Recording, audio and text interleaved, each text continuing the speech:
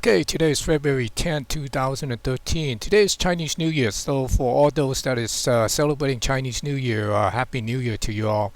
So let's take a look at the index here. First of all, let's take a look at the S&P 500.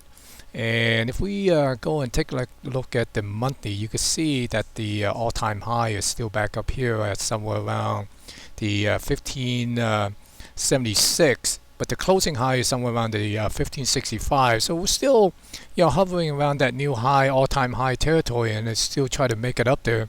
As we could take a look at the weekly, you can see that it, continued to trend higher, and the telltale sign of the market that is might be getting a little bit exhausted is on the daily. If you can see that on the daily chart here, you notice that the MACD is kind of diverting, got a negative divergence on the MACD and the price. So you kind of pay attention to that, and a lot of people is looking for a pullback. And the pullback could be somewhere around this area here, somewhere around the 1495, 96 area. And if we get a little correction, then it might be pulling back a little bit more and possibly get back down here to the 1473, 1475 level. And if we take a look at the Dow Jones 30, the Dow Jones 30 Industrial also, let me switch it to the monthly. You can see that the all-time high is back here, and which is somewhere around the 14,279. And the closing high is 14,164. So again, we are hovering near that new all-time high territory, and I do believe that the market will probably take that out eventually. Maybe not in the next week or so, but you never know. So let's take a look at the weekly. You can see that if we are seeing some sort of a pullback, we probably could also see a pullback back here to be maybe somewhere around this 13,700. And again, on the daily, you can see that there is this negative divergence on the MACD and the price. So you kind of have to be careful about that. There could be a little pullback to the, immediate pullback somewhere around here. But watch that little spike up. If we could spike up there, because next week is also option expiration for the monthly, so we could see some spiking upward, and some of those games that the option market play during the expiration week, especially on the monthly. So we probably see some big volatility, increased volatility, and that could give a little spike up there, because all you have to do is close at 14,164.53, then it will take out the all-time high.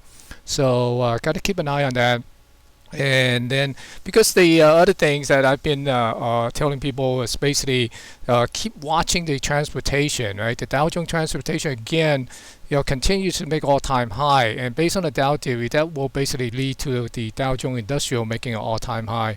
So you got to be careful on that, and keep watching that Dow Jones Industrial. I mean the Dow Jones transportation. And it doesn't seem like it is getting close to retreating back yet. But again, you also note that there is a negative divergence on the MACD. So, but that doesn't look like a top here with this little flat line. I think there's going to be a little spike surge up before we pull back on the Dow Jones transportation. So just have to be aware of these.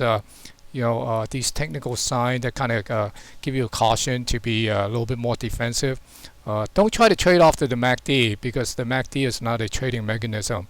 You should only use that as a confirmation or some sort of a early warning sign or something like that. But don't try to trade. I know there are people that try to trade on the crossing of the MACD, just like people try to trade on moving average crossover. Those, it is, well, I would just leave it up to you, but I'm not trading off of these MACD indicator and that sort of thing.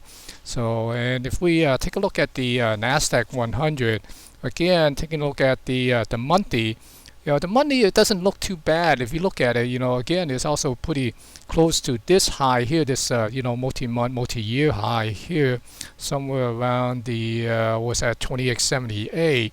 But if we take a look at the on a little bit more closer time frame, even the weekly doesn't look too bad. But then on the daily, it seems like it's really lagging compared to all the other indicators, all the other indexes, and that's probably due to Apple is kind of pulling it back. But again, it's been pretty much hovering up here, and bumping up to this resistance last Friday, and also Apple is starting to bounce a little bit, and that kind of helped pull up the Q and also the Nasdaq 100. So again, you look at that, the negative divergence, so got to be careful. And then the Russell is similar like the transportation, the Dow Jones Transportation, been hitting all-time high. And you can see that once it broke to this 867, 870 area, and it just went to the roof here and just continued to move up. And this is the weekly look at that. And right now, here's the daily. Again, we see this negative divergence, and it could be a little bit pullback somewhere around here. If it have a little correction, then we'll probably take a look at down here at this little gap here also. So these are the signs that kind of tell you the market might be a little bit weakening right now. And I'm not saying that this is topping out yet, but there could be a little bit of a correction before it put a new high and maybe put a top in this market. But right now we could just only trade based on the price action. So, and one of the sectors that have been moving this market recently is basically the financial. If we take a look at the XLF, the ETF for financial, here's the monthly look. You can see that been kind of hovering around here for a little while near the 16 area, 1650 for for a few months. Then finally booked through and came up here at this 1725, and we booked through that 1725 recently, and now it's making us move up at this to this level somewhere around the 1860, 1870 area. And looking at the weekly, you can see how cleanly that it booked this thing here. All right, and right now on the daily, because seems like it just continue to move up. Again, you look at the divergence. So these negative divergence on MACD seems to be across the board on a lot of the different sector and different stocks. So that should reinforce the defensive stand on maybe kind of tighten up your stop if you have some long going on, and maybe scale back on the size if you're taking any new long position. So definitely let's there's some pretty a lot of reminder of telling us to be a little bit more cautious right now. And taking a look at some of the financial stock, let's start with JP Morgan. And you can see JP Morgan is also trending higher. And again, if we go back and look at the monthly, you can see that there's this the downward trend line here, kind of broke to that a couple months ago. And right now it's kind of working itself up. And possibly it could make it up to this 52, 53 area in due time. But right now it seems to be, trying to get to this level here and hold it above that 48, 49 area. And if we take that weekly look, you can see that it's trying to make it up there and holding above it. So wouldn't be surprised we see a little bit pullback and probably come back and test some of these support level here. This also, might not show too much of a negative divergence. But if we take a look at the other financial stock like Citi, you can see, look at Citi, we have this negative divergence while it's continue hovering up here near this 4350, 4330 area. And there's a big gap here, so kind of be careful. It could come back and maybe try to fill this gap or test this little support before it break out. And then BFA, BFA is also, so it came down and corrected itself. I think BFA might be a little bit more positive in terms of technical than the other financial stock.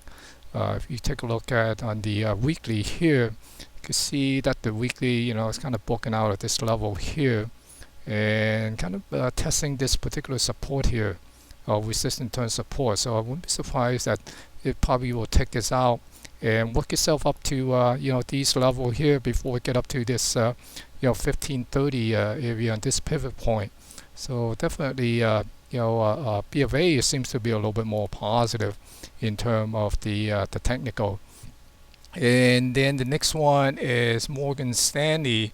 And Morgan Stanley kind of remind me of Goldman Sachs. If you look at this downward trend line here on this monthly, you see this inflection point here somewhere around this 23.27 or $23 area here. After it broke through this multi-month bottom here and came up here, and then came up to this inflection point here on the 23. And if we take a look at the weekly here, or let's say the daily, and you can see that it's kind of testing this this level right now. And although there is like a little bit of a negative diversion on the MACD. So again, we got to be cautious about taking any big long position here.